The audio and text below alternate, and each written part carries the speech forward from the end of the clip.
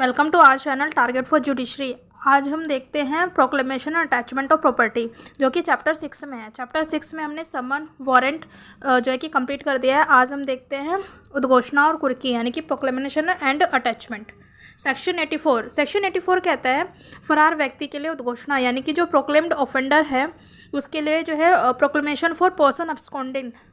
यानी कि फरार व्यक्ति के लिए उद्घोषणा निकाला जाता है। ये जो है जब हम सेकंड शेड्यूल देखते हैं उसमें फॉर्मेट नंबर 5 में इसका बताया गया है। सबसेक्शन 1 कहता है यदि किसी न्यायालय को चाहे साक्ष्य लेने के पश्चात या लिए बिना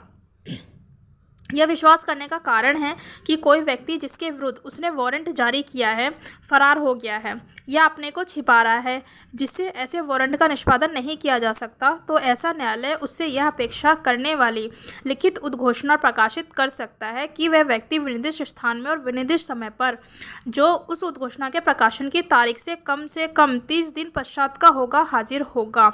यानी कि सेक्शन 84 कहता है कि जबकि न्यायालय को जो है कि साक्ष्य लेने के बाद या साक्ष्य लिए बिना उसे ये विश्वास हो जाता है कि कोई व्यक्ति जो है कि जो वारंट जारी किया गया जिसके विरुद्ध वो उसका निष्पादन नहीं करेगा, या फिर वो स्वयं को छिपा रहा है, या जो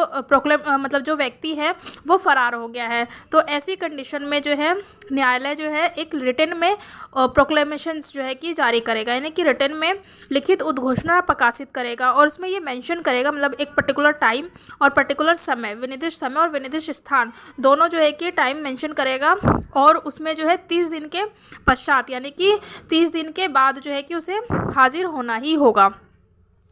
सबसेक्शन 2 कहता है उद्घोषणा निम्नलिखित रूप से प्रकाशित की जाएगी, यानी कि जो प्रोक्लेमेशन है जो इस तरीके से जिस न्यायालय ने निकाला है उसका प्रोक्लेमेशन जो है उसका पब्लिश कैसे किया जाएगा। तो फर्स्ट कहता है कि वह उस नगर या ग्राम के जिसमें ऐसा व्यक्ति मामूली तौर पर निवास करता है किसी सहदृश्य स्थान में सार्वजनिक रूप से पढ़ी जाएगी, यानी कि जहाँ पर ऐसा एक्यूज्ड पर्सन जो है निवास कर रहा है तो वहाँ पर ऐसे जो पब्लिक जो प्लेस होगा वहाँ पर जो है कि पब्लिकली जो है कि उस जो प्रोक्लेमेशन है उसको पढ़ी जाएगी। दूसरा कहता है कि वह उस गृह या वास स्थान के जिसमें ऐसा व्यक्ति मामूली तौर पर निवास करता है किसी सदृश भाग पर ऐसे नगर या ग्राम के किसी सहदृश स्थान पर लगाई जाएगी। पहले में पॉइंट में बोला कि जो सहदृश स्थान है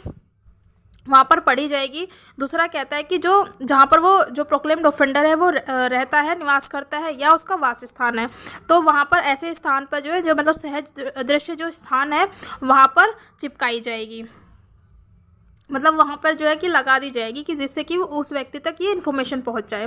पॉइंट कहता है कि उसकी एक प्रति, यानी कि उसकी एक कॉपी जो है कि उस न्याय सदन के किसी सहदृश्य भाग पर लगाई जाएगी। थर्ड इसका जो है वो कहता है यदि न्यायालय ठीक समझता है तो यह निर्देश भी दे सकता है कि उद्घोषणा की एक प्रति उस स्थान में परिचालित किसी दैनिक समाचार पत्र में प्रकाशित की जाए जहां ऐसा व्यक्ति मामूली तौर पर निवास करता है। इन शॉर्ट सेक्शन 84 ये कहता है फरार व्यक्ति के लिए उद्घोषणा, यानी कि जब किसी न्यायालय को ये विश्वास करने का कारण होता है कि वो वारंट जो ऐसा व्यक्ति है वो वारंट का जो है कि वारंट जो जारी किया गया है उसका निष्पादन नहीं किया करेगा, या वो स्वयं को छिपा रहा है या फरार हो गया है, तब ऐसी परिस्थिति में न्यायालय जो है रिटन में एक उद्घोषणा प्रकाशित करेगा। और उद्घोषणा में ये मेंशन करेगा कि एक विनिर्दिष्ट समय पर और विनिर्दिष्ट स्थान पर ऐसा जो व्यक्ति है वो हाजिर होगा, लेकिन वो 30 दिन के पश्चात का, मतलब 30 दिन के अंदर जो है कि वो हाजिर होना आवश्यक होगा। इसके बाद कहता है सबसेक्शन 2 की जो उद्घोषणा है वो जो है कि उसमें क्या क्या प्रकाशित होंगी, मतलब निम्नलिखित रूप से प्रकाशित की जाएगी, मतलब जो उद्घोषणा है उसमें क्या प्रकाशन होगा। तो फर्स्ट कहता है कि जहाँ पर ऐसा व्यक्ति जो है निवास कर रहा है तो वहाँ किसी सहदृश्य स्थान पर पढ़ी जाएगी। और दूसरा पॉइंट कहता है कि जहाँ पर ऐसा व्यक्ति जो है निवास करता है वहाँ सहदृश्य स्थान पर लगाई जाएगी। थर्ड पॉइंट कहता है कि यदि इनमें से भी नहीं हो पा रहा है, प्रॉपर इन्फॉर्मेशन नहीं पहुंच पा रही है, तो थर्ड पॉइंट कहता है कि जहां पर उसका जुडिक्शन बनता है उस कोर्ट का, तो उसकी एक प्रति जो है न्याय सदन के किसी जो है सदृश्य भाग पर लगाई जाएगी। और इसमें कहता है कि जहां पर जो वो मतलब जो व्यक्ति जो कि उस पर्सन है जहाँ वो रहता है उसके जो है जो लोकल न्यूज़पेपर है वहाँ पर जो है कि जो सर्कुलेट होता है न्यूज़पेपर वहाँ पर जो है कि ऐसे इन्फॉर्मेशन को पब्लिश किया जाएगा। थर्ड कहता है कि उद्घोषणा जारी करने वाले न्यायालय द्वारा यह लिखित कथन की उद्घोषणा विनिर्दिष्ट दिन उपधारा 2 के खंड 1 में विनिर्दिष्ट रीति से सम्यक रूप से प्रकाशित कर दी गई है। मतलब ये जो पर्टिकुलर चीज़ें बता रखी है इस रूप से यदि पब्लिश कर दी गई है तो वो इस बात का निश्चायक सबूत साक्ष्य होगा, यानी कि कंक्लूसिव प्रूफ होगा कि इस धारा की अपेक्षाओं का अनुपालन कर दिया गया है और उद्घोषणा उस दिन प्रकाशित कर दी गई थी। मतलब ये इस बात का कंक्लूसिव प्रूफ होगा। कंक्लूसिव प्रूफ कहाँ देखते हैं हम? एविडेंस एक्ट में देखते हैं। तो वहाँ पर एक आ गया कि ये निश्चायक साक्ष्य होगा कि जो ऐसी शर्तें हैं उनका पालन कर दिया गया है। सबसेक्शन 4 कहता है जहां उपधारा फर्स्ट के अधीन प्रकाशित की गई उद्घोषणा ऐसे अपराध के अभियुक्त व्यक्ति के संबंध में जिसे भारतीय न्याय संहिता 2023 या तत्समय प्रबद्ध किसी अन्य विधि के अधीन 10 वर्ष या अधिक के कारावास से या आजीवन कारावास से या मृत्युदंड से दंडनीय बनाया गया है और ऐसा व्यक्ति उद्घोषणा में अपेक्षित विनिर्दिष्ट स्थान और समय पर उपस्थित होने में असफल रहता है तो न्यायालय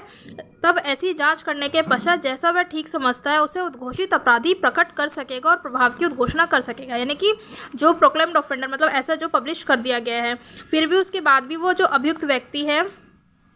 उसने जो है वो नहीं आ पा रहा है या उसने जो है कोई ऐसा ऑफेंस किया है जिसमें कि जो ऑफेंस है वो 10 साल तक का हो, मतलब 10 वर्ष से अधिक का हो या मृत्युदंड हो या आजीवन कारावास से दंडनीय हो, तो ऐसे व्यक्ति को जो है न्यायालय प्रोक्लेम्ड ऑफेंडर घोषित करेगा। यानी कि प्रोक्लेम्ड ऑफेंडर जो है तभी घोषित किया जा सकता है किसी व्यक्ति को जबकि वो उसने जो है कोई ऐसा ऑफेंस किया हो जिसकी पनिशमेंट जो है 10 साल से ज़्यादा की या फिर लाइफ इम्प्रिजनमेंट यानी कि आजीवन कारावास या डेथ पेनल्टी मृत्युदंड से दंडनीय हो। सबसेक्शन 5 कहता है उपधारा 2 और उपधारा 3 के उपबंध न्यायालय द्वारा